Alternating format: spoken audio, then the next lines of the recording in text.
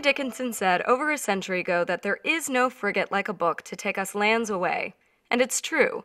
When we pick up a book, turn on the TV, or watch a movie, we're carried away down the currents of story into a world of imagination. And when we land, on a shore that is both new and familiar, something strange happens.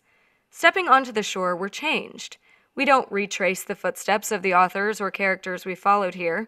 No, instead we walk a mile in their shoes. Researchers in psychology, neuroscience, child development, and biology are finally starting to gain quantifiable scientific evidence showing what writers and readers have always known, that stories have a unique ability to change a person's point of view.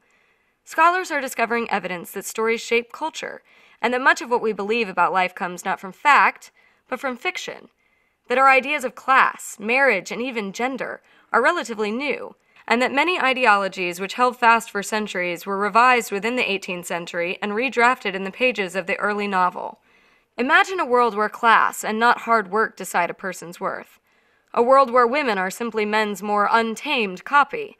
A world where marriage for love is a novel notion. Well, that was the world in which Samuel Richardson's Pamela first appeared. Richardson's love story starred a poor serving-class heroine who was both morally superior and smarter than her upper-class suitor. The book, challenging a slew of traditions, caused quite a ruckus. There was more press for Pamela than for Parliament. It spawned intense debate and several counter-novels. Still, for all those who couldn't accept Pamela, others were eager for this new fictional world. This bestseller and all its literary heirs, Pride and Prejudice, Jane Eyre, and yes, even Twilight, have continuously shared the same tale and taught similar lessons, which are now conventional and commonplace. Similarly, novels have helped shape the minds of thought leaders across history. Some scholars say that Darwin's theory of evolution is highly indebted to the plots he read and loved.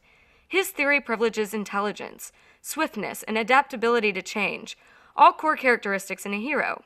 Whether you're reading Harry Potter or Great Expectations, you're reading the kind of plot that inspired Darwin. Yet recent studies show that his theory might not be the whole story. Our sense of being a hero, one man or one woman, or even one species, taking on the challenges of the world might be wrong. Instead of being hardwired for competition, for being the solitary heroes in our own story, we might instead be members of a shared quest, more Hobbit than Harry. Sometimes, of course, the shoes we've been walking in can get plain worn out. After all, we haven't walked just 1 mile in Jane Austen's or Mark Twain's shoes. We've walked about 100 trillion miles in them. This isn't to say that we can't read and enjoy the classics.